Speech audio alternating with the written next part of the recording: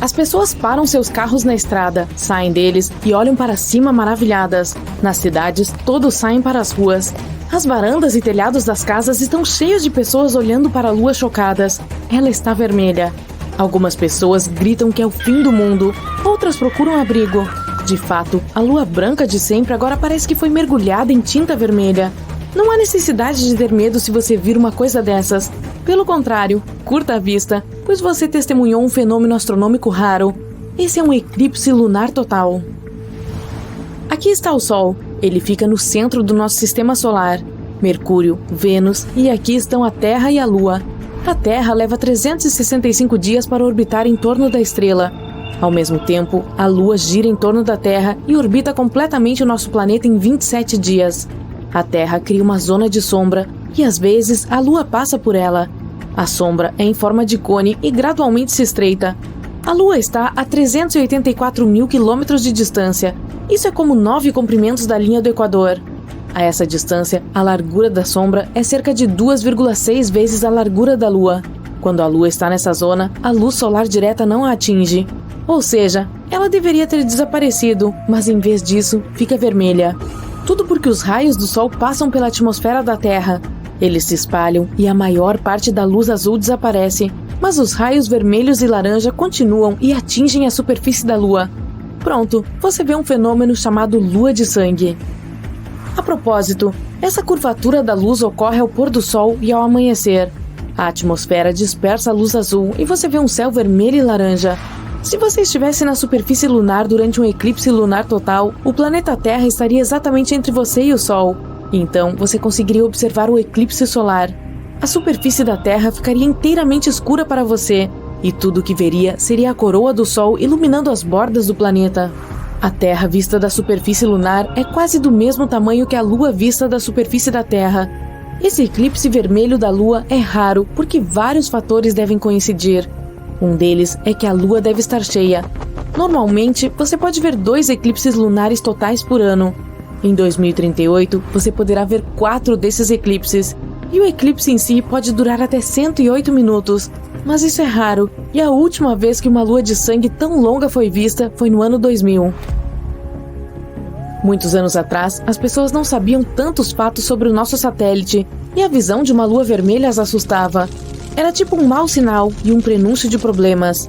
As pessoas que conheciam o calendário dos eclipses podiam aproveitá-los. Por exemplo, Cristóvão Colombo tinha um almanaque astronômico e sabia quando ocorreria o próximo eclipse lunar. Ele assustou os habitantes das ilhas do Caribe quando previu a lua vermelha.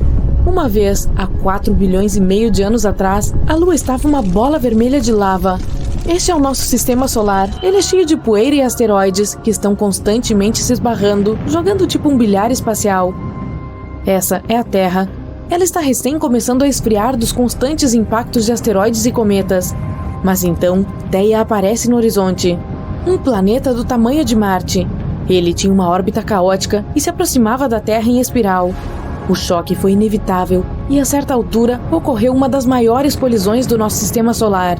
O planeta Theia atingiu a Terra em um ângulo que arrancou parte da crosta terrestre e a arremessou no espaço. A Terra, por sua vez, absorveu parte do planeta que a colidiu. Os destroços do choque a circularam por um longo tempo em uma espécie de anel, quase como os de Saturno. Os detritos em órbita colidiram e se amontoaram em torno de um centro de gravidade comum. E foi assim que surgiu a nossa Lua. Existe uma teoria de que essa colisão ajudou a dar origem à vida no nosso planeta. Theia atingiu a Terra em um ângulo perfeito. Se o acidente tivesse sido frontal, ambos os planetas provavelmente teriam sido destruídos em uma explosão gigantesca. Se o impacto tivesse sido tangencial, não haveria detritos suficientes na órbita da Terra para formar a Lua. Mas tiramos o bilhete premiado. A Lua estabilizou a rotação da Terra. A colisão destruiu a crosta sólida do planeta e permitiu a formação de oceanos. Lembra, a água é a base da vida. Quando os núcleos da Terra e de Theia se fundiram, obtivemos uma poderosa magnetosfera. Ela protege todos os organismos vivos da radiação solar. Se não fosse pela tranquilidade do espaço, eles ficariam constantemente sobrecarregados pelo barulho das tempestades solares. Aqui vai mais uma. Todos os cometas têm caudas lindas e longas. Não é nada além de um equívoco popular. Na realidade, os cometas são corpos espaciais muito difíceis de detectar. Eles geralmente passam muito longe das estrelas. Lá, na escuridão do espaço, eles permanecem bastante inativos e completamente congelados. Os cometas só obtêm caudas quando se aproximam de uma estrela. É quando eles começam a se aquecer. Esse processo faz com que eles formem algum tipo de atmosfera nublada, que é chamada de coma, e uma cauda distinta. A cauda sempre aponta para longe da estrela que influencia o cometa. Isso acontece porque a cauda é soprada na direção oposta pela radiação solar e ventos solares. É por isso que a cauda muitas vezes pode estar na frente do cometa, não atrás. Agora vamos dar uma olhada em um ano-luz.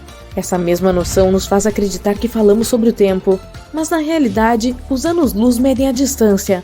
A definição da NASA de um ano-luz é assim: a distância total que um feixe de luz, movendo-se em linha reta, percorre em um ano. E como a luz se move a uma velocidade de 300 mil km por segundo, um ano-luz equivale a quase 10 trilhões de quilômetros. Ei, faça as contas. As pessoas geralmente acreditam que no espaço se experimenta gravidade zero, daí a ausência de peso que os astronautas sentem na Estação Espacial Internacional. Mas isso não é exatamente verdade. A gravidade é uma das forças mais importantes que existem no universo. Graças a ela, a Lua pode orbitar a Terra e o Sol não flutua para longe da nossa galáxia, a Via Láctea. Mas os astronautas da EEI não experimentam a ausência total da gravidade, mas sim a microgravidade, o que significa gravidade muito pequena. A gravidade na estação espacial é apenas 10% mais fraca do que a da superfície da Terra, mas os astronautas estão constantemente em queda livre. A nave espacial, as pessoas dentro e todos os objetos a bordo continuam caindo para frente, não para baixo, mas ao redor do nosso planeta, seguindo uma órbita específica. E como todos eles estão caindo juntos, a tripulação e as coisas dentro parecem estar flutuando. É por isso que os astronautas podem mover coisas tão pesadas quanto centenas de quilos com a ponta dos dedos. E mesmo que a microgravidade seja frequentemente chamada de gravidade zero, elas são coisas muito diferentes. Pode parecer que o Sol está sempre pegando fogo, pelo menos é o que parece nas fotos, mas na realidade, nossa estrela é uma bola gigante de gás. Reações nucleares acontecendo em seu núcleo o tempo todo fazem o Sol queimar. A cada segundo, centenas de milhões de toneladas de hidrogênio são convertidas em quase a mesma quantidade de hélio. Durante esse processo, enormes quantidades de energia são liberadas como raios gama, então esses raios se transformam em luz. Em outras palavras, o Sol emite luz ofuscante e calor incrível, mas na verdade não está em chamas porque não tem oxigênio no processo. Um ser humano pode explodir se entrar no espaço sem um traje espacial. Bom, ao contrário da crença popular, tirar um traje espacial durante uma caminhada espacial não será tão dramático quanto é frequentemente retratado em filmes. Uma pessoa simplesmente perderá a consciência devido à falta de oxigênio após 15 segundos de estar no espaço sideral sem proteção. Antes que isso aconteça, a pessoa deve expirar o máximo de ar possível. Caso contrário, esse oxigênio danificará seus pulmões por dentro. Então, sem a proteção do traje espacial, que é como uma mini nave espacial, a pressão dentro do corpo diminuirá. Isso causará problemas ainda mais sérios. E mesmo que essa pessoa definitivamente não exploda, ela não vai querer ficar do lado de fora por muito tempo. Os buracos negros são aspiradores cósmicos gigantes e assustadores. É o que dizem por aí. Mas na realidade, buracos negros são mais como Dioneias, aquela planta que come moscas. Eles não procuram coisas para engolir. Em vez disso, ficam parados, passivamente. Somente quando uma estrela chega muito perto é que um buraco negro entra em ação. Mesmo assim, apenas os objetos espaciais que cruzam uma determinada borda são destruídos. O que pode sobreviver no espaço? Bem, as pessoas podem, se tiverem um excelente traje espacial. Trajes espaciais são, digamos, uma espécie de item necessário no vácuo do espaço. Sem um, você terá que ficar dentro da nave espacial ou habitação modular na Lua ou em Marte. Atualmente, a NASA tem apenas alguns trajes espaciais antigos prontos para usar fora de uma nave espacial, como na Estação Espacial Internacional. A missão Artemis, da NASA à Lua, está planejando projetar novos trajes tanto masculinos quanto femininos. Tem um orçamento de 250 milhões de dólares para isso. Esses trajes novos serão muito menos volumosos do que os antigos e muito mais elegantes. Mas que outras criaturas além dos humanos podem viver no espaço? 3 animais foram enviados para o espaço e todos eles voltaram para casa em segurança. Isso vale? Dois cães, Belka e Strelka, passaram um dia inteiro dentro de uma nave espacial russa em 1960 e se tornaram estrelas da mídia após o seu retorno. Os Estados Unidos enviaram o chimpanzé chamado Ham em uma viagem de 16 minutos pelo espaço. O espaço começa a 100 quilômetros acima do nível do oceano e leva apenas alguns minutos para chegar lá. Ham, que usava traje espacial, realizou muito bem em todas as suas tarefas de apertar botões e é homenageado no International Space Hall of Fame em Alamogordo, Novo México. Mas os tardígrados podem realmente viver no espaço. Tardígrados, ou ursos d'água, são marrons e parecem ursos pardos minúsculos. Eles são um dos menores animais com patas. Eles têm 8 delas. A maioria das espécies de tardígrados não tem olhos, mas algumas têm. É possível ver ursos d'água com uma boa lupa, já que eles têm em média de cerca de meio milímetro de tamanho. Pingue um pouco de água no musgo e eles aparecerão.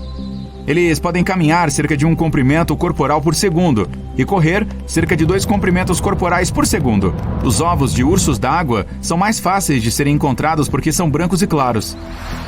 A Agência Espacial Europeia levou ursos d'água para a Estação Espacial Internacional e os deixou do lado de fora por 10 dias. Eles sobreviveram, sem ar, água, em um vácuo quase perfeito e sofrendo com radiação solar prejudicial, frio extremo e calor. Isso não parece muito divertido, né? Em condições extremas, os ursos d'água dependem de seu exoesqueleto, ou tonel, para se protegerem.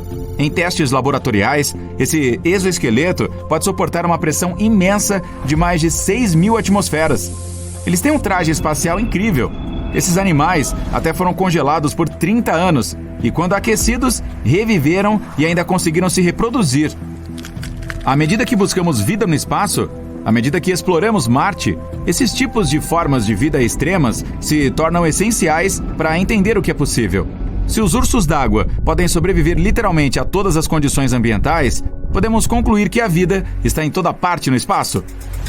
Extremófilos são formas de vida que vivem em condições extremas, como as que podem existir em outros planetas. A caverna Movil, na Romênia, é um desses lugares que poderia muito bem estar em outro planeta. Toda a vida na Terra, na superfície terrestre, é baseada em carbono. Isso significa que os átomos de carbono agem quase como um bloco de Lego universal, ao qual átomos de hidrogênio, oxigênio e nitrogênio se conectam para formar as moléculas das quais as células dos organismos vivos são feitas. Mas não na caverna Movil. Essa caverna foi selada há pelo menos 2,5 milhões de anos. A água que passa através da rocha calcária formou um lago na caverna, uma mistura de sulfeto de hidrogênio, venenoso e corrosivo, e amônia. O que poderia viver nesta sopa tóxica? Formas de vida à base de enxofre. Existe todo um ecossistema sem luz e nem fotossíntese dentro da caverna Movil. A cadeia alimentar é construída em cima da quimiossíntese, micro-organismos que comem produtos químicos à base de enxofre. 33 espécies de criaturas à base de enxofre foram encontradas vivendo no ambiente hostil da caverna Movil.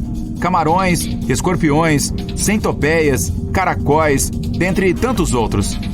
A caverna Movil é um mundo alienígena subterrâneo profundo, cheio de formas de vida à base de enxofre. Se criaturas como essas existem na caverna Movil, na Terra, o que podemos esperar encontrar vivendo no espaço sideral? Bactérias. As bactérias podem viver no espaço sideral. E fungos também. Bactérias formam a base da cadeia alimentar e provaram ser capazes de viver no espaço sideral. Na década de 1980, cosmonautas na Estação Espacial Mir reclamaram que algo estava crescendo fora das janelas da estação e bloqueando sua visão da Terra.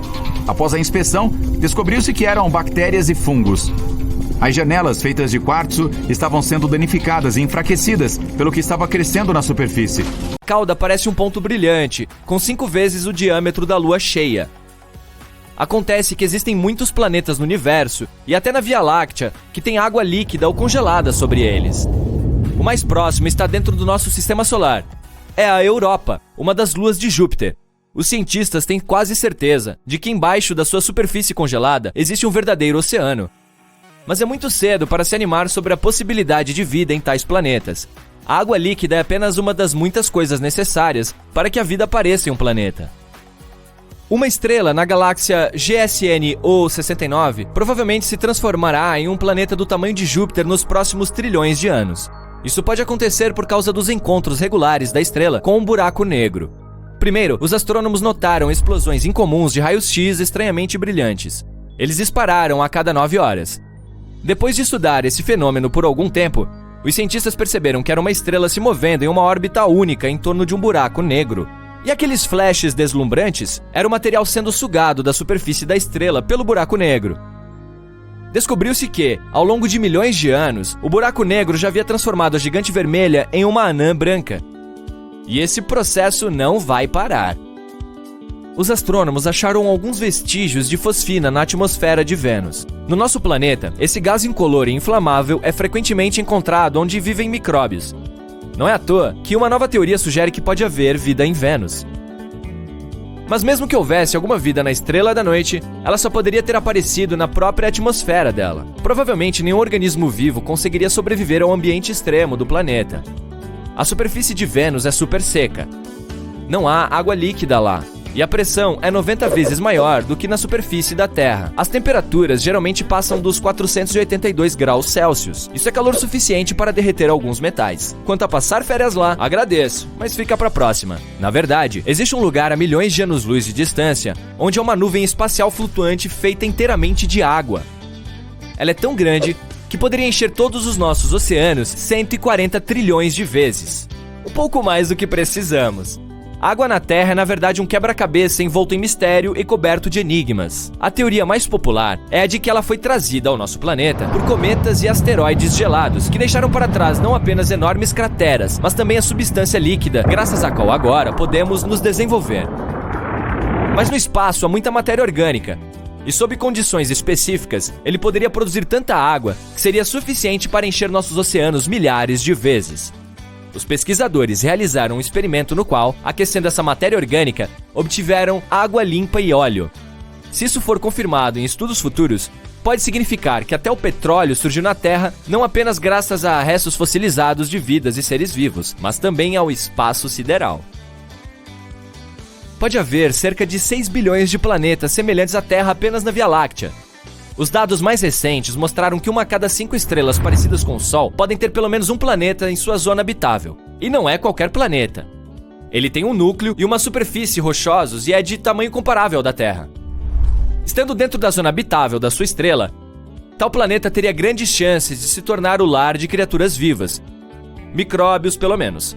Se existem bilhões desses planetas na nossa galáxia, você pode dizer com segurança que pelo menos um deles não é apenas habitável, mas já habitado. Agora multiplique isso pelo número de galáxias no universo, considerando também que diversas delas são muito maiores que a Via Láctea. Isso nos dá bilhões e bilhões de estrelas semelhantes ao Sol e de planetas semelhantes à Terra, e alguns deles são certamente mais parecidos com o nosso do que outros. E veja só, podemos andar eretos por causa de explosões de supernovas. Cerca de 2,5 milhões de anos atrás, uma supernova enviou raios cósmicos ao nosso planeta.